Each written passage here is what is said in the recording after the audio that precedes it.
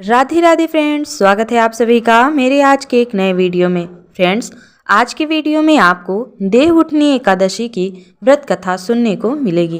तो चलिए कथा शुरू करते हैं। एक राजा के राज्य में सभी लोग एकादशी का व्रत रखते थे।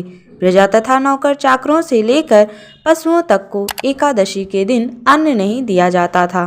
एक दिन किसी दूसरे राज्य का एक व्यक्ति राजा के पास आकर बोला, महाराज कृपा करके मुझे नौकरी पर रख लें। तब राजा ने उसके सामने एक शर्त रखी कि ठीक है, रख लेते हैं, किंतु रोज तो तुम्हें खाने को सब कुछ मिलेगा, पर एकादशी को अन्न नहीं मिलेगा। उस व्यक्ति ने उस समय हाँ कर ली, पर एकादशी के दिन जब उसे फलाहार का सामान दिया गया तो वह राजा के सामने जाकर गिड़गिड़ाने लगा, महाराज इससे मेरा पेट नहीं भरेगा, मैं भूखा ही मर जाऊंगा, मुझे अन्न दे दो। राजा ने उसे शर्त की बात याद दिलाई, पर अब वह अन्न छोड़ने को राजी नहीं हुआ। तब राजा ने उसे आटा, दाल, चावल आदि दिए। वह नित्य की तरह नदी पर पहुंचा और स्नान कर भोजन पकाने लगा।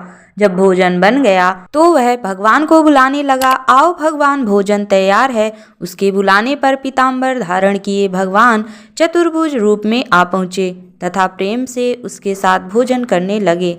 भोजन आदि करके भगवान अंतर्धान हो गए तथा वह अपने काम पर चला गया। 15 दिन बाद अगली एकादशी को वह राजा से कहने लगा कि महाराज मुझे दुगना सामान दीजिए। उस दिन तो मैं भूखा ही रह गया। राजा ने कारण पूछा तो उसने बताया कि हमारे साथ भगवान भी खाते हैं, इसलिए हम दोनों के लिए ये सामान पूरा नहीं होता। यह सुनकर राजा को बड़ा आश्चर्य हुआ।